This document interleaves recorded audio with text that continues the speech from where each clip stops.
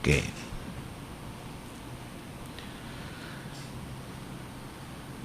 Please take note that Article 448 distinguishes between a planter and a sower. Okay. Obviously, parehong nagtatanim yan. Okay. What's the difference? You are a sower if what you actually sow is something which will not produce fruits for a long period of time. Rice, for example. Okay. Sabi nung kanta, planting rice is never fun. But actually, pagdating sa 448, it's not planting rice, it's sowing rice. Okay? Because once you harvest, you'll have to plant. You'll have to sow again. Sower ka niyan. But if what you plant is something which will last for years and continue producing fruits year after year, you are not a sower, you are a planter. Alam mo, nagtanim ka ng punong mangga. Okay? Or Indian mango, whatever. Coconut. That's a case of planting. Because what you have planted will last for years and continue producing fruits year after year without having to replant them. All right.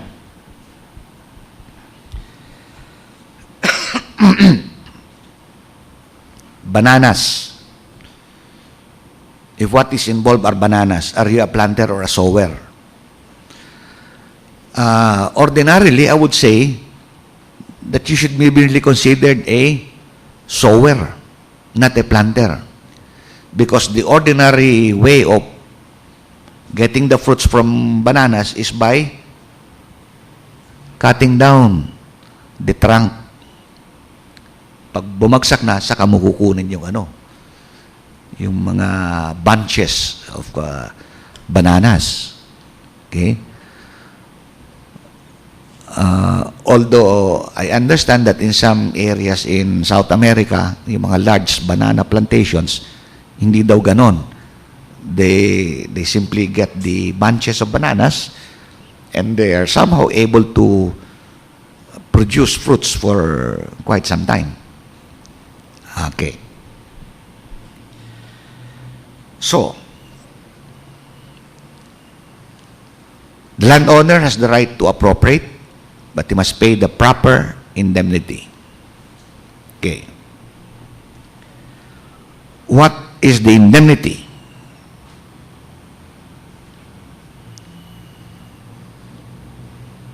Supposing that the builder spent 500,000 when he built, at the time when the landowner exercises his option to appropriate, the building was already worth 5 million. What is the amount which will constitute the proper indemnity? The Supreme Court has already decided that point. It is the value, market value, at the time when the indemnity is to be paid. So in that problem, although only 500,000 was spent, since the property at the time when indemnity is to be paid, the property was already worth, current value is already 5 million, it is 5 million which should be paid by the landowner to the builder. Okay. If the landowner decides to appropriate, he has to pay the indemnity. And prior to the payment of the proper indemnity to the builder has the right of retention. Retention. Okay. if you are the landowner and I am the builder, we are both in good faith. I built on your land, building. You inform me that your option is to appropriate the building. So, the price of indemnity is, let's say, 10 million. Prior to your payment of 10 million to me, I have the right to retain the building and to continue occupying your land. That is the right of retention given by law to me. What is the purpose of the right of retention? To ensure that I will be paid properly the indemnity due to me. Now, supposing that during this period of retention, while you have not yet paid me the indemnity, naghahanap ka pa ng perang pambayad sa akin, the building is lost because of caso fortuito. Tinamaan ng kidlat, nasunog, completely incinerated. What's the net effect? Sorry na lang ako. I lose my right of retention because you are not obligated as landowner to pay for buildings or improvements which have already ceased to exist. Okay? So, wala na. No more right of retention. Now, during the period of retention, can the landowner demand from the builder the payment of rent? Oh, can you tell me? Oh, but you have to pay rent. Teka muna. Bayad ka naman ng renta dyan sa inooccupahan nung building mo. Lupa ko yan eh. In the meantime, you tell me, I am deprived of the use of my property. Can I be required to pay rent? The answer is no. As long as there is a right of retention brought about by the earlier exercise by the landowner of the option to appropriate, as long as the builder has the right of retention, he cannot be compelled to pay rent. Why? Because if he is required to pay rent, that will damage, injure, negate his security for the payment of the indemnity. Okay. Supposing that the property, the building which I constructed in good faith on your land, is producing fruits. Let's assume that portions of that building are being leased, rented out by me to third persons who are paying me rent. During the period when I have the right of retention, who is entitled to the rentals being paid by the tenants? Can these rentals be offset with the indemnity due to me? Okay. In one early case, I refer to Ortiz versus Kayanan, okay, which involved possessor in good faith. There were some improvements for which he was entitled to indemnity. There was a right of retention because the indemnity had not yet been paid. During the period when he had a right of retention, no, hindi pa siya nababayaran ng indemnity for some useful improvements there. A detour was constructed through the property. Detour. Kasi one highway was being constructed or repaired by the government. In the meantime, vehicles had to take a detour through the property, which was under right of retention. And tolls were collected. Lahat ng vehicles na dumadaan doon, may toll. Okay.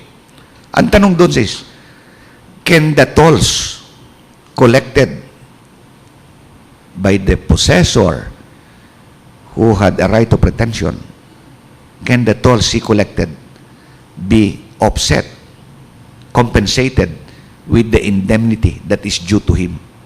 Ang sabi ng Supreme Court doon sa Ortiz versus Kayanan, yes, pwede. Pwede raw. Okay? In other words, the right of retention, according to the Supreme Court in that case, is not merely a security, but rather a way for the extinguishment of the obligation to pay indemnity. So, pwede raw. In some other cases decided the Supreme Court, Pexon for example, with which I'm sure you are familiar, sabi ng Supreme Court, hindi pwede. If fruits are collected by the builder in good faith during the period when he is exercising his right of retention, these fruits, these rentals cannot be compensated with the indemnity due him. Why? Because he is the one entitled, as a consequence of his right of retention, to the possession and tenancy of the property. He is also entitled to these fruits. So there can be no compensation between the fruits and the indemnity, for the simple reason that they are both due to him. They both belong to him. Okay.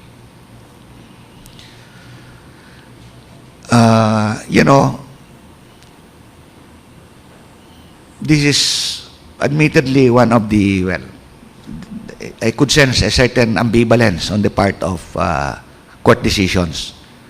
Kasi one reason why, according to some decisions, the builder in good faith is no longer entitled to the fruits during the period of retention is because, under the law on possession, the moment the builder becomes aware that he's not really the owner of the property, there is a mode, there is a defect in the mode or title of acquisition, then strictly speaking, he's no longer in good faith.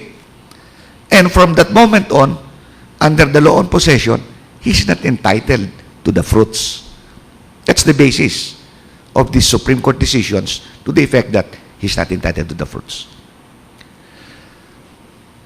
But personally, I think the better view is that he would still be entitled.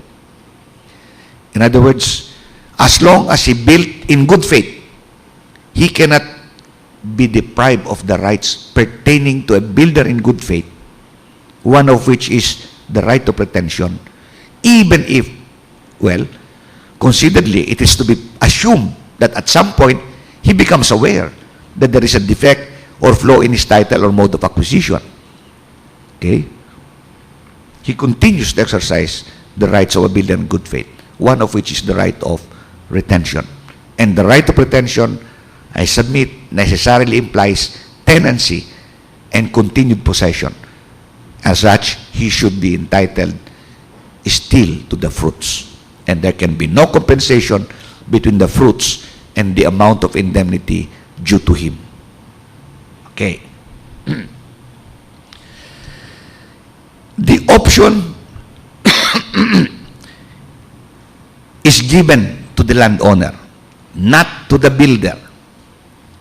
It is the landowner who decides whether he will appropriate what has been built or planted, or whether he will ask the builder or planter to buy the land. That option is given to him. The builder cannot compel the landowner to simply sell the land to him, or at least the portion thereof occupied by his building. He cannot do that because the option is not given to him.